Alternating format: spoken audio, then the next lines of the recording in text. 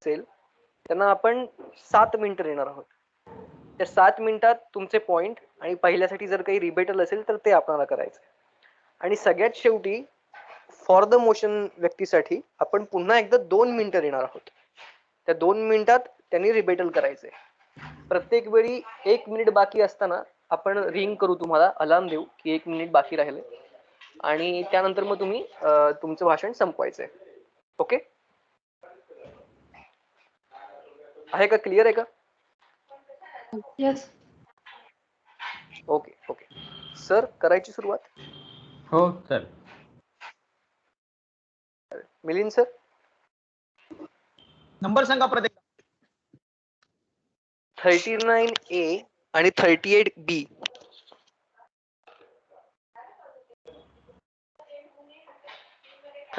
A आणि 38B.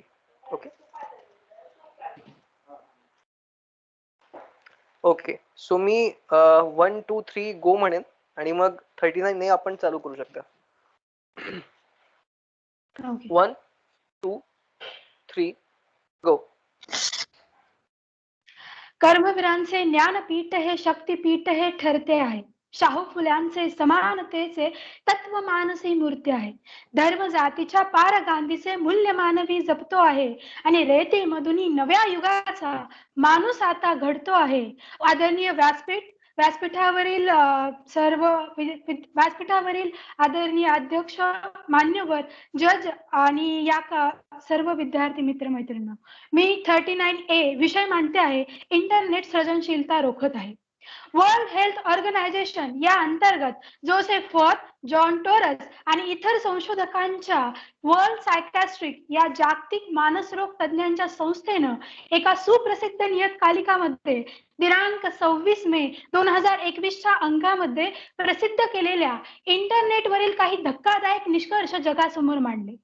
America असो, England असो, ऑस्ट्रेलिया असो, या 3 राष्ट्रातील एकूण 5 विद्यापीठात हे संशोधन झालं. यातून जे निष्कर्ष निघाले त्यातील एक म्हणजे सृजनशीलता आणि इंटरनेट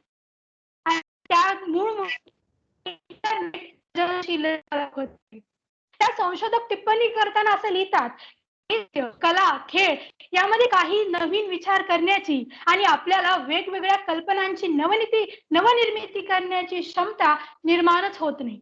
उलट इंटरनेट वरून कॉपी पेस्ट करून दुसऱ्यांच्या कल्पना आपल्या नावावर करण्याच्या सवयीनं विद्यार्थ्यांना नवा विचार करण्याची कुठलीच सवय. अशा निर्माण झालेल्या समस्येमधूनच कदाचित या व्यासपीठाला विषय मिळाला असेल, इंटरनेट सृजनशीलता रोखत आहे. सृजनशील व्यक्तीची विचार करण्याची पद्धत ही सर्वसामान्य माणसाच्या चाकोरीबद्ध विचार पद्धतीपासून खरंच भिन्न असते. त्यांना सुचणाऱ्या नवनव्या अनोख्या कल्पना हे एखाद्या अनिर्बंध प्रवाहाच्या वेगाने सुचत असतात. त्यामुळे कल्पनांचा अस्सल लिखितपणा त्यांच्या ठायी असतो. सृजनशीलता ही विज्ञानातील एखाद्या उपयुक्त आणि अपूर्व संशोधनातून अशी प्रत्ययाला येते, तशीच ती साहित्य, संगीत, शिल्प, शिक्षण, मुद्रा, सुलेखन, जाहिराती इत्यादी क्षेत्रातील प्रतिभावंतांच्या कृतीतून वैज्ञानिक यांनी त्यांच्या आत्मचरित्रात्मक लेखनातून स्वतःच्या सृजनतेबद्दल निगडीत बरीच माहिती दिलेली आहे. पण या 21व्या शतकामध्ये इंटरनेटच्या जगामध्ये ही सृजनशीलता कुठेतरी कमेंट्स, लाईक्स, सबस्क्राईब आणि फॉलोअर्स पर्यंत येऊन ठेपलेली आहे. एखाद्या कलेची सृजनशीलता पाहायची असताना अनेक निकष असायचे, पण आमची पिढी ही सृजनशीलता लाईक्स मध्येच पाहते. ही खरं तर खूप गंभीर बाब आहे. कुठलीही कला जोपासताना, कुठलाही नवीन आविष्कार करत असताना त्यासाठी वेळ द्यावा लागतो. आम्ही लहान असताना कुठलाही प्रकल्प करते वेळी अनेक पुस्तकं चाळली जायची, त्यामुळे नक्कीच यामुळे ज्ञानामध्ये भर पडायची. पण या 21व्या शतकामध्ये एका क्लिकवर हजारो प्रकल्प आपल्याला इंटरनेटवर मिळत जातात. त्यामुळे त्या विद्यार्थ्याला त्या प्रकल्प करण्याची एक जिज्ञासा किंवा इच्छा तर खूप दूरची गोष्ट, पण कॉपी पेस्ट करण्याची सवय मात्र लागत आहे. एकीकडे इंटरनेटने शिकण्याची हजारो दारे जरी उघडी केली असतील, ते हेच इंटरनेट कुठेतरी सृजनशीलता रोखत आहे, हेही मी ठामपणे म्हणेन. इंटरनेट हे एक मायाजाळ आहे. मनोरंजन आणि अशा अनेक गोष्टी आपल्याला इंटरनेटवर पाहायला मिळतात. पण एखादी माहिती पाहायला गेल्याच्या नंतर समोरचा व्यक्ती दुसऱ्या वेब पेजला भेट देऊन येतो. म्हणून जास्तीत जास्त त्याचा वेळ इतर मनोरंजनाच्या गोष्टी पाहण्यात जातो. त्यामुळे एकाग्रताच लागत नाही. जास्तीत जास्त होणाऱ्या इंटरनेटच्या वापरामुळे लोक इंटरनेटवर अवलंबून राहू लागले आहेत. जे विद्यार्थी जास्तीत जास्त वेळ इंटरनेट किंवा शेवटचं एक गुगलवर मिनिट घालवतात, शेवटचं एक मिनिट ओके, त्यामध्ये जे विद्यार्थी जास्तीत जास्त वेळ आपल्या गुगलवर घालवतात, त्या विद्यार्थ्यांमध्ये सृजनशीलता आणि कौशल्य क्षमता कमी होत आहे, असा लंडन मधील ट्रेव्हिस बॅलिस या ब्रिटिश शास्त्रज्ञाचा दावा आहे. त्याच लेखामध्ये ते पुढे लिहितात की लहान मुले जेव्हा 3D मध्ये सृजनशीलता अनुभवायला लागतात, त्या गोष्टी फक्त कल्पनेमध्ये साकार होतात, पण त्या प्रत्यक्षात अस्तित्वात नसतात. इंटरनेटचा जास्तीत जास्त वापर केल्यामुळे चिडचिडपणा होतो आणि माणसाच्या मानसिक आरोग्यावर परिणाम होऊन कुठेतरी सृजनशीलता कमी होते आणि स्वतः काहीतरी निर्माण करण्याची इच्छाही माणसाची निघून जाते. त्यामुळे मी ठामपणे म्हणेल की इंटरनेटच्या दैनंदिन वाढत्या वापरामुळे कुठेतरी नवीन जी निर्माण होणारी सृजनशीलता आहे ती नक्कीच कमी होत आहे. इंटरनेटवर पाहणारे आपण गेम्स किंवा व्यंगचित्र, त्यामुळे माणसाची दिशाभूल होऊन माणूस भरकटतो आणि त्याचा इनडायरेक्टली परिणाम त्याच्या एकाग्रतेवर होतो आणि माणसाच्या आपला वेळ सृजनशीलतेवर संपलाय. परिणाम होतो. थँक्यू. एवढं बोलून मी माझं मत संपवते. धन्यवाद. Okay, thank you. 38B, hello. तयार आहात का आपण? हो हो. आपला कॅमेरा थोडा खाली कराल का? तुमचा चेहरा क्लिअर दिसत नाही.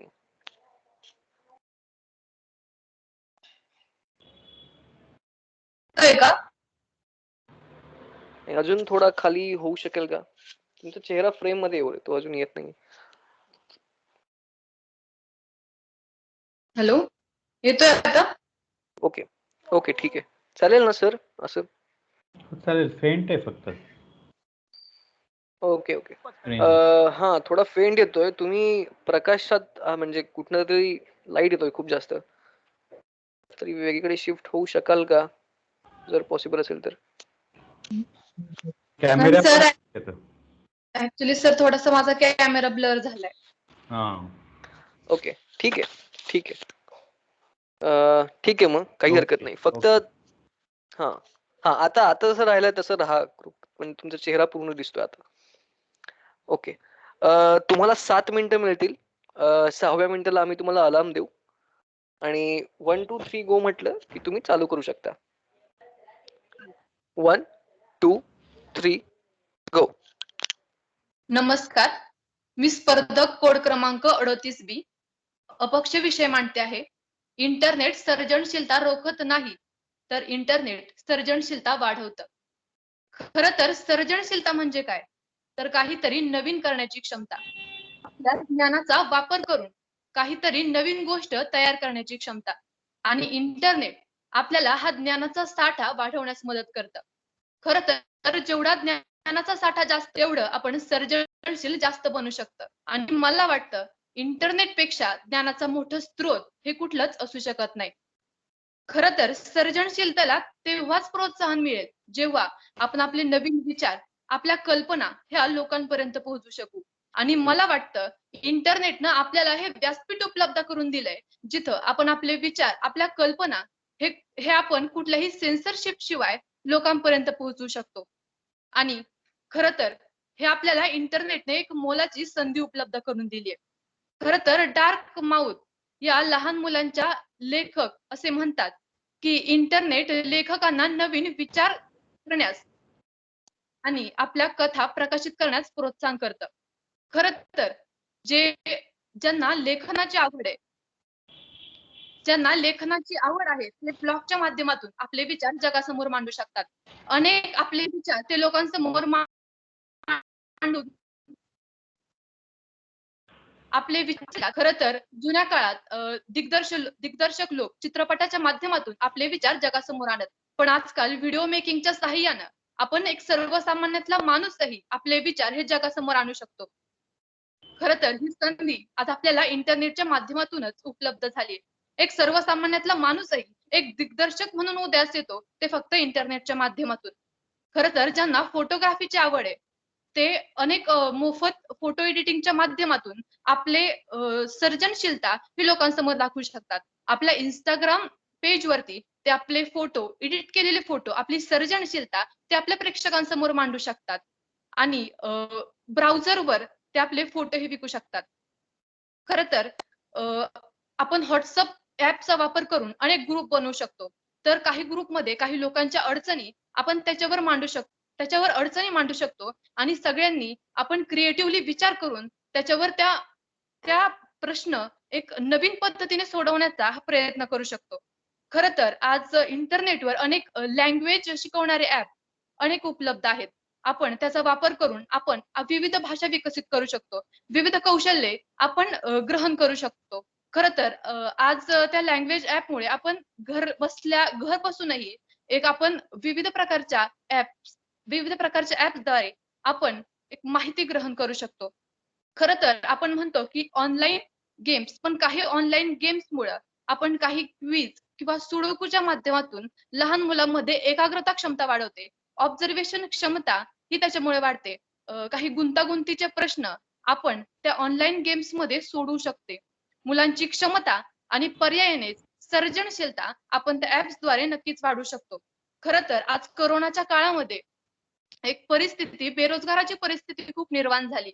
पण काही Meesho ॲप अशा अनेक ॲपद्वारे स्वतः रोजगार महिला घर बसल्या विविध आपल्या डिझाईन तयार करून त्या ॲपवर विकू शकतात आणि रोजगार त्यांना इंटरनेटमुळं उपलब्ध झालाय. आज माझी बहीण ही विविध प्रकारचे डिझायनर कपडे शिवते. ते फक्त त्यांची ती क्रिएटिव्हिटी वाढवते ते इंटरनेटच्या माध्यमातून. आज कुठलाही पदार्थ बनवायचा झालं, तर आपण आपले विचार तर करतो. आपण आपले विचार तर वापरू शकतो. पण काही क्रिएटिव्ह विचार बनवून आपण काहीतरी वेगळा पदार्थ बनवू शकतो. आज इंटरनेटच्या माध्यमातून अनेक म्युझिशियन्स एकत्र येतात. आपले विचार, आपल्या आयडिया त्या एकत्र येऊन काहीतरी अविश्वसनीय म्युझिक तयार करून जातात आणि ते एक जगाला अविश्वसनीय म्युझिक देऊन जातात. आपल्या सर्जनशीलता दाखवण्याला खरं तर इंटरनेट आपल्याला प्रोत्साहन देते. खरं तर आजचा जमाना, हा पुढचा येणारा जमाना, हा यंत्रांचा जमाना आहे. ह्यात आपण क्रिएटिव्ह राहणं हे खूप खूप महत्वाचं आहे. आणि आज YouTubeच्या ऑनलाईन सेशन्स असतात.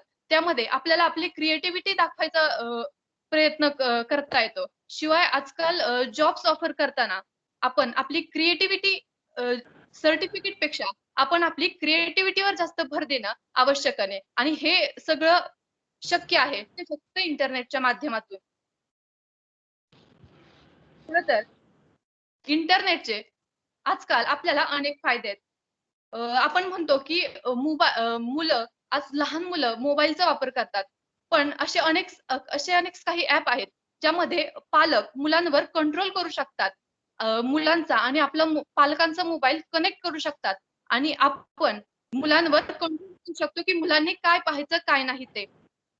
काय पाहायचं, काय नाही ते. खरं तर मोबाईलने आपल्याला हाताळायचं आपण मोबाईलला हाताळायचं, की मोबाईलने आपल्याला हाताळायचं हे सर्वस्वी आपल्यावर जबाबदार आहे.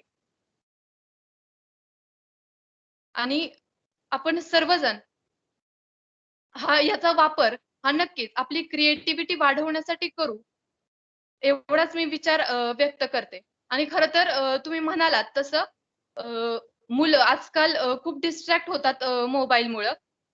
तर काही असे ॲप्स आहेत जे मी आता सांगितलं तसं आपण मुलांवरती प्रबंध आणू शकतो.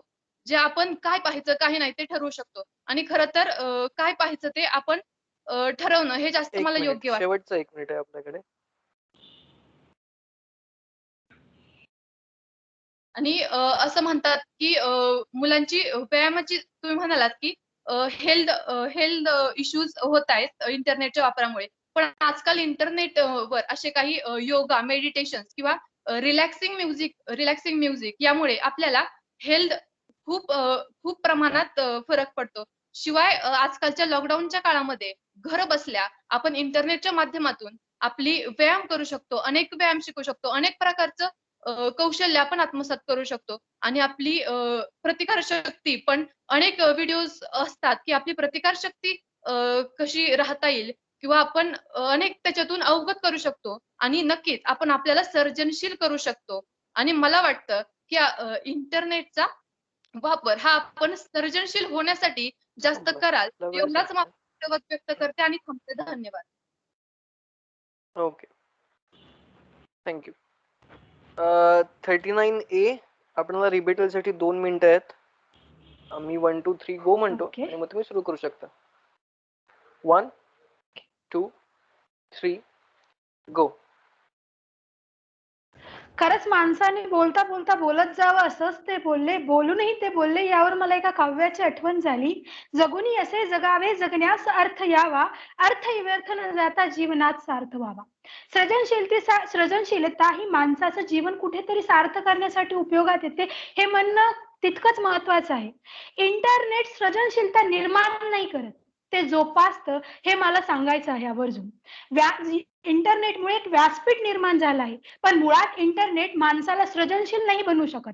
त्याच्यासाठी कुठल्याही कल्पनेवर आपल्याला काही वेळ काम करावं लागतं आणि मोबाईलच्या काळात, इंटरनेटच्या काळात तो वेळ मिळणं कुठेतरी कठीण होत चाललंय. पहिल्या काळातली लोक 18-18, 20-20 घंटे बसून लायब्ररीमध्ये कामं करायची, अभ्यास करायची आणि त्यातून काहीतरी कल्पना निर्माण व्हायची, नाटकं लिहिली जायची. आणि आजकाल मला आणखीन एक उदाहरण द्यायला नक्कीच आवडेल की जी मोठमोठी लोक, बिल गेट्स असतील, त्यानंतर फेसबुकचे सीईओ असतील, हे लोक वर्षातून काही वेळ स्वतःसाठी काढतात आणि ओके, स्वतःसाठी वेळ काढतात आणि या इंटरनेटच्या किंवा मोहमायेच्या जगापासून दूर जाऊन ते स्वतःच काहीतरी इन्व्हेंट करण्याचा प्रयत्न करतात. म्हणजे इन्व्हेंट करण्यासाठी स्वतःला एकाग्र ठेवणं ही तितकंच महत्वाचं असतं.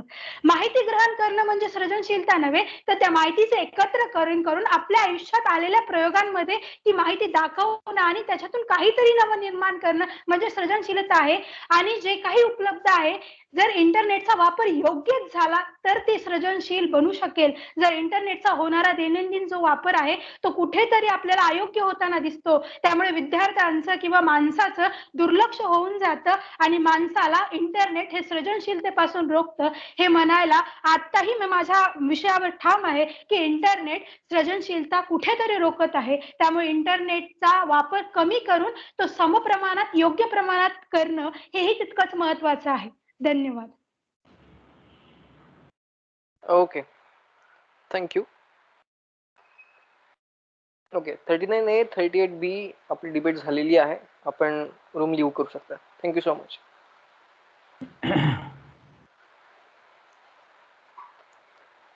सर, आता जी टीम येणार आहे ती आपली शेवटची टीम आहे या विषयातली आणि एकूणच मराठीतली. सो हा, एकूण 10 टीम आहेत का?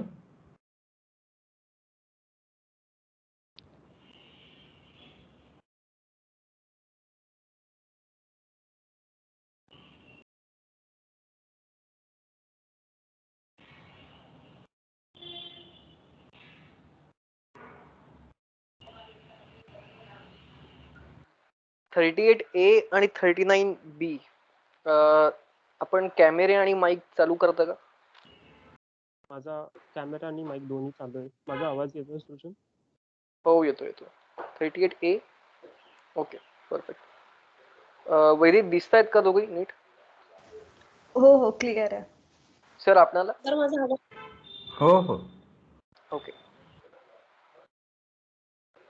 मी डिबेटला सुरुवात करण्यापूर्वी एक स्ट्रक्चर सांगतो की जी व्यक्ती फॉर द मोशन बोलणार असेल त्याला आपण सुरुवातीला 5 मिनिटं देणार आहोत. 5 मिनिटाच्या आधी 1 मिनिटभर तुम्हाला वॉर्निंग दिली जाईल. त्यानंतर 1 मिनिटात तुम्हाला तुमचं भाषण संपवायचं. जी व्यक्ती अगेन्स्ट द मोशन बोलणार आहे तिला आपण सलग 7 मिनिटं देतोय. त्या 7 मिनिटांमध्ये तुम्हाला तुमचे पॉइंट, जर काही तुम्हाला रिबेटल असतील तर त्याचे पॉइंट, जे काही तुमचे मुद्दे असतील तुम्हाला 7 मिनिटात संपवायचे. आणि सगळ्यात शेवटी फॉर द मोशन बोलणाऱ्या व्यक्तीला आपण पुन्हा एकदा 2 मिनिटं देणार आहोत रिबेटलसाठी. प्रत्येक वेळी 1 मिनिट बाकी असताना आपण तुम्हाला रिंग देऊ, अलार्म करू की 1 मिनिट बाकी आहे. ओके, एवढंच. तर तयार आहात आपण दोघेही? हो सर. ओके सर, करायची सुरुवात? हो सर. ओके, नंबर आहे 38A आणि 39B.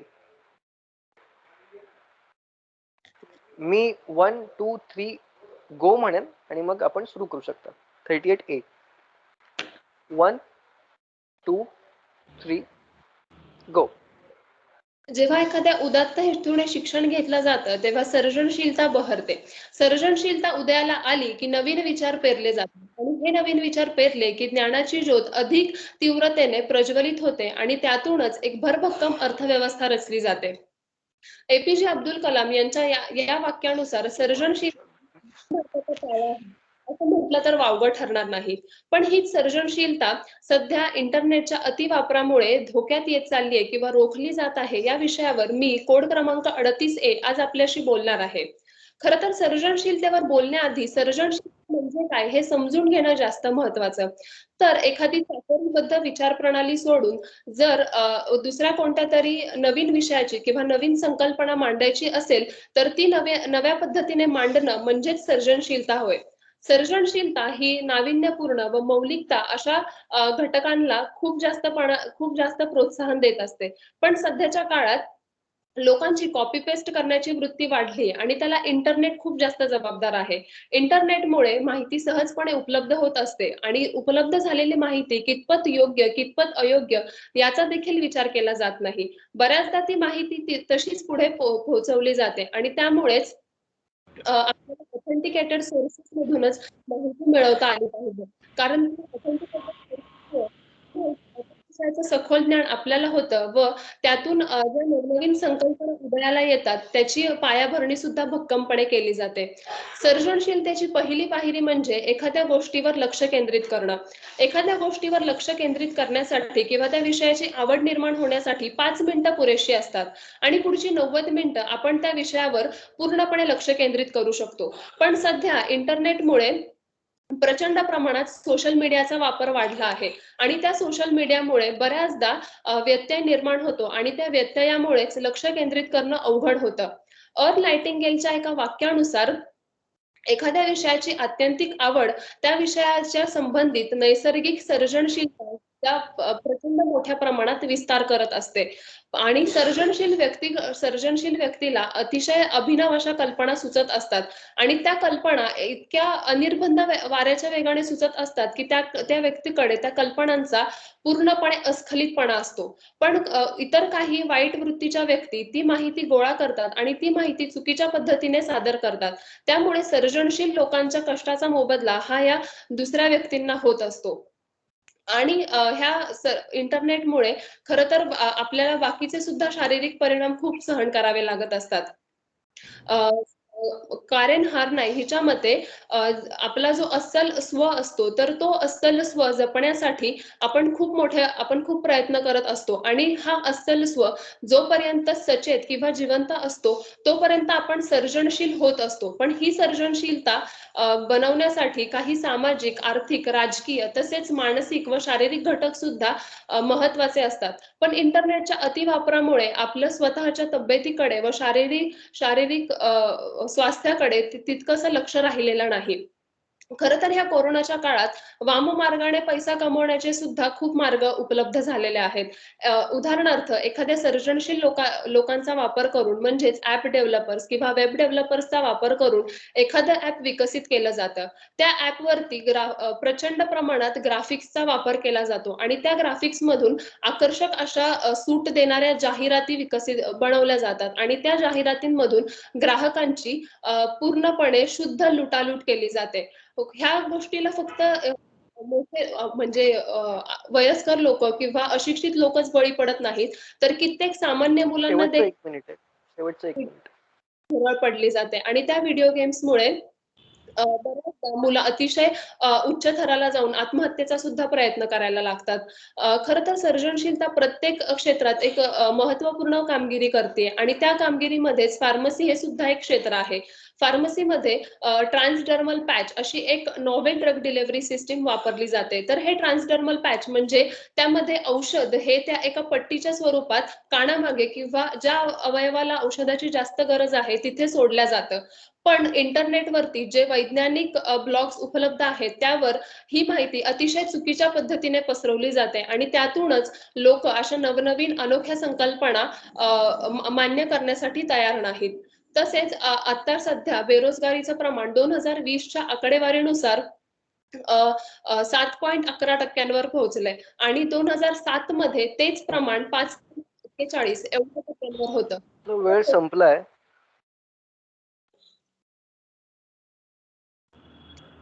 पण तुम्ही कन्क्लूड करताय तर ठीक आहे.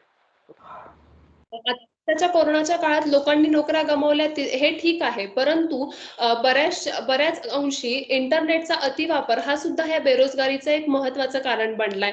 कारण की इंटरनेटवर सहजरित्या माहिती उपलब्ध असते.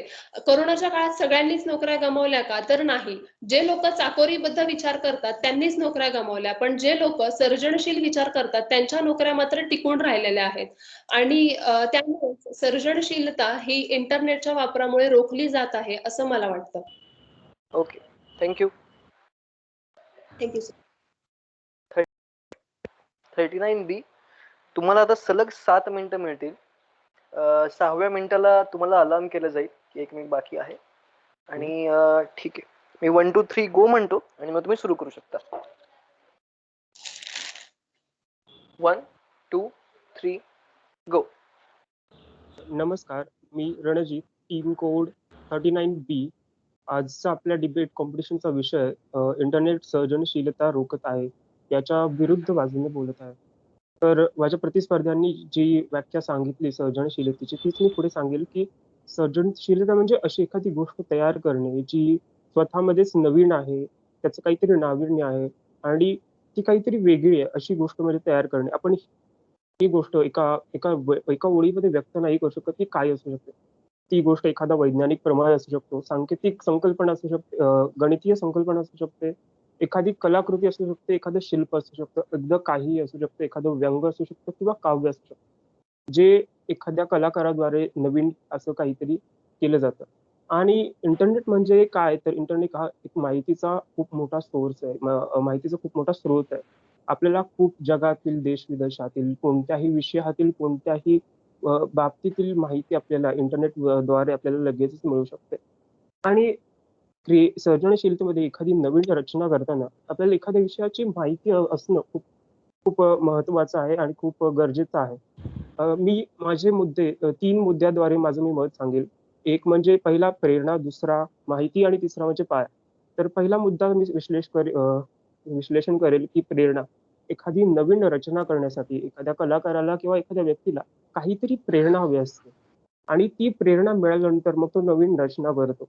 आता जसं की आपल्या लेखकांच्या बाबतीत एक रायटर्स ब्लॉक म्हणून एक संकल्पना आहे, की काही काळानंतर लेखकांना सुचत नाही, काहीतरी धड्यानंतर नाहीतर काहीतरी काळानंतर की पुढे काय लिहावं, त्यांना काहीतरी प्रेरणा हवी असते, काहीतरी इन्स्पिरेशन हवी असते.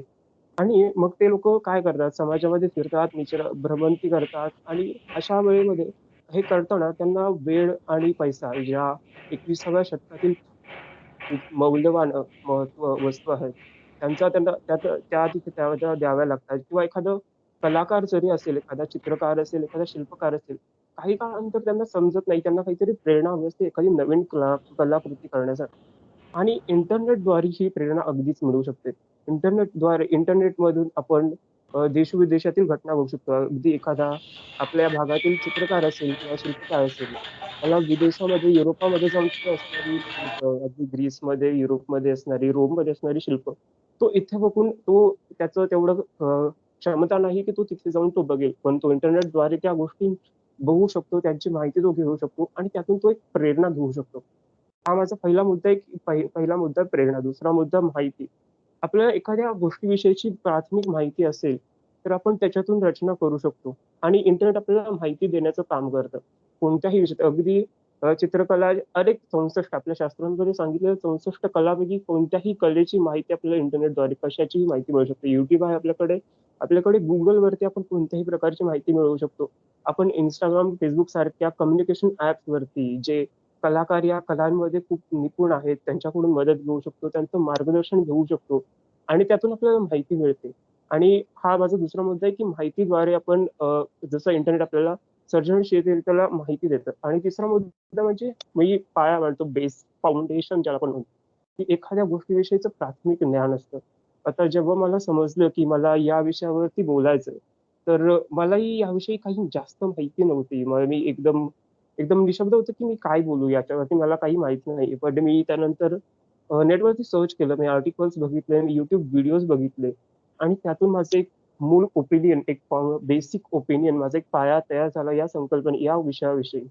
आणि त्यावरती मी विचार करून हे तर्क काढले. हे मी जे काही केलं हे क्रिएटिव्ह वर्क, हे नवीन सर्जनशील वर्क मी काम केलं आणि ते मी सगळं लिहिलं. म्हणजे इंटरनेट जर का नसतं तर मी हे सुद्धा बोलू शकलो नसतो.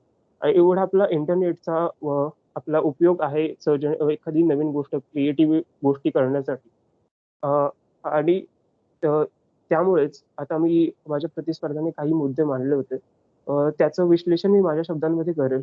तर ती म्हणाली होती, की लोकं कॉपी पेस्ट करतात. तर तिने सांगितलेल्या जवळपास सगळ्या मुद्द्यांमध्ये मानवी स्वभावाची लक्षणं आहेत. मानवी स्वभाव आणि मानवी स्वभावाच्या कृतींचा दोष आपण इंटरनेटला नाही द्यावा. कारण की इंटरनेटचा वापर अगदी अगदी आपण इंटरनेट एखाद्या शस्त्रासारखं आहे. जर का ते एखाद्या सैनिकाने चालवलं, तर ते देश सुरक्षित करण्यासाठी सुद्धा वापरलं जाऊ शकतं, एखादी शांतता स्थापित करण्यासाठी. आणि ते शस्त्र जर का एखाद्या अतिरेक्याने वापरलं, तर तेच अशांतता समाजामध्ये तयार करण्यासाठी वापरलं जाऊ शकतं. तसंच इंटरनेट आहे. तर इंटरनेटवरचा आपण दोष नाही देऊ शकत, की त्याच्यामुळे आपल्या गोष्टींवरती हे पूर्णपणे मानवी स्वभावाची लक्षणं आहेत. ती म्हणाल, की कॉपी पेस्ट. हां, समाजामध्ये काही समाजकंटक लोकं असतात, काही वाईट प्रवृत्ती असतात, की ज्या एखाद्या मौल्यवान वस्तू कॉपी पेस्ट करतात, एखाद्याकडून फक्त घेतात, चोरून घेतात आणि ते अपलोड करतात. हे मी मान्य करतो. ही गोष्ट मी अगदीच मान्य करतो. पण या गोष्टी मानवी स्वभावाच्या आहेत आणि आपल्याला या गोष्टींचा दोष इंटरनेटला देण्यापेक्षा आपण लोकांमध्ये जागृती निर्माण करू शकतो, की लोकांना समजून सांगू शकतो, की तुम्ही या गोष्टींचा वापर हा इंटरनेटचा वापर अशा पद्धतीने नाही केला पाहिजे. हा गैरवापर आपण नाही केला पाहिजे. ही एक गोष्ट आहे. दुसरं तिने सांगितलं, की इंटरनेटमुळे लक्ष केंद्रित होत नाही लोकांचं कॉन्सन्ट्रेशन जे आपण म्हणतो. तर मी सांगतो, की कोणत्याही गोष्टीचा अतिरेक हा म्हणजे योग्य नसतो, चांगला नसतो. आपल्याकडे मराठीमध्ये म्हण आहे, "अति तिथे माती." म्हणजे तुम्ही कोणतीही गोष्ट अति वापर केला तर त्याचं तुम्हाला काहीतरी चुकीचंच होणार आहे त्यामधून. तर मग हे आपल्यावरती पूर्णपणे अवलंबून आहे, की आपण इंटरनेटचा किती वापर करावा, आपण शेवटचं किती 1 मिनिट शेवटचं. अगदीच ध्यानसाधना करावी, हे सगळं आपण आपल्यावरती डिपेंड करतंय. पुढचा मुद्दा तिने मांडला, की जे ब्लू गेम्स वगैरे ॲप्स आहेत, ज्याच्यामधून म्हणजे मुलांवरती काही वाईट परिणाम होत आहेत. तर पुन्हा मी सांगू इच्छितो, की या सगळ्या गोष्टी आपण इतर गोष्टींनी म्हणजे आपण एखाद्या चांगल्या पालकाने पाल्याकडे आपलं लक्ष देऊन या गोष्टी आपण थांबवू शकतो. या गोष्टींमुळे इंटरनेटमुळे या गोष्टींवरती सृजनशीलतेवरती काही परिणाम होतात असं मला नाही वाटत. आपण त्या गोष्टीचा योग्य प्रकारे जर का वापर केला, तर आपण अगदीच त्याचा चांगला वापर चांगल्या गोष्टी आपण त्याच्यापासून करू शकतो. आणि मी सांगू इच्छितो, की आजचा आपला विषय आहे, की इंटरनेटमुळे सर्जनशीलता रोखली जाते का? तर माझं असं मत आहे, की इंटरनेटमुळे सर्जनशीलता रोखली जात नाहीये. इंटरनेटमुळे सर्जनशीलता वाढत आहे आणि आपला वेळ संपलाय. नवीन गोष्टी आपल्याकडे तयार होत आहेत. धन्यवाद. Thank you. धन्यवाद. 38A तुम्हाला आता रिबेटल साठी पुन्हा एकदा 2 मिनिटं मिळतील. मी 1, 2, 3 गो म्हणेन आणि मग तुम्ही सुरू करू शकता. 1, 2, 3 गो. सर, माझ्या प्रतिस्पर्ध्यांचा पहिला मुद्दा होता तर प्रेरणा. तर प्रेरणा ही इंटरनेटमुळे मिळते असं मी मान्य करत नाही. कारण की आपले जे सायंटिस्ट होऊन गेलेत वैज्ञानिक पूर्वीच्या काळामध्ये, म्हणजे निकोला टेस्लाने 1897 मध्येच वायरलेस कनेक्शन डेव्हलप केलं होतं. तर तेव्हा त्याच्याकडे प्रेरणेसाठी इंटरनेट हा सोर्स अवेलेबल नव्हता. त्यांची प्रेरणा ही उत्स्फूर्तपणे स्वतःच्या सेल्फमधून आलेली होती. आणि तुम्ही माहितीचं म्हणालच तर त्या काळात इंटरनेटच्या सुविधा अतिशयच नगण्य होत्या किंवा माहितीचं आदान-प्रदानही होत नव्हतं. पण तेव्हा सुद्धा स्कॉटमन अँडरसन यांनी इलेक्ट्रिक कार 1832 ते 1839 या दरम्यान इन्व्हेंट केली होती. तर मला असं म्हणायचंय, की इंटरनेट हा फक्त एक माहितीचा स्रोत आहे. पण त्यामुळे प्रत्येक वेळेला प्रेरणा मिळण्यासाठी किंवा माहिती मिळण्यासाठी इंटरनेटवर पूर्णपणे अवलंबून राहणं चुकीचं आहे.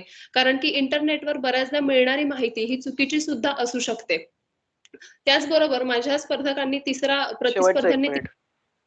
मांडला की पाया, तर कोणत्याही गोष्टीचा पाया रचण्यासाठी त्या गोष्टीच्या आजूबाजूला असणाऱ्या गोष्टी सुद्धा आपल्याला बघाव्या लागतात. म्हणजे जर कोणतीही संकल्पना आपल्याला व्यवस्थित समजून घ्यायची असेल तर त्या संकल्पनेचा आगापिछा सुद्धा पाहावा लागतो आणि तो आगापिछा आपल्याला पुस्तकांमधून चांगला समजतो आणि त्यामुळे पुस्तकं वाचणं हे सुद्धा तितकंच गरजेचं आहे. कुठल्याही ऑथेंटिकेटेड सोर्स वरती अवलंबून राहणं सुद्धा तितकंच गरजेचं आहे आणि इंटरनेट हा आपल्याला असा ऑथेंटिकेटेड सोर्स नाही देऊ शकत.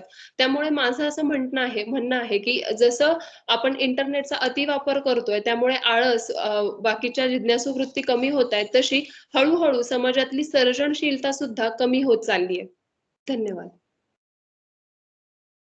Okay, thank you so much. ठीक आहे, आता आपली डिबेट संपलेली आहे. सो 39B आणि 38A आपण रूम लिव्ह करू शकता.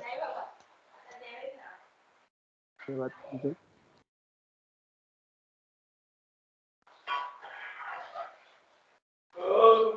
सर, आपले जवळपास आजचे सगळे कंटेस्टंट झालेले आहेत. फक्त जाण्यापूर्वी कावेरी मॅम ना आपणाशी थोडं बोलायचंय. Kaveri ma'am, are you there? Yes yes, एकच मिनिट.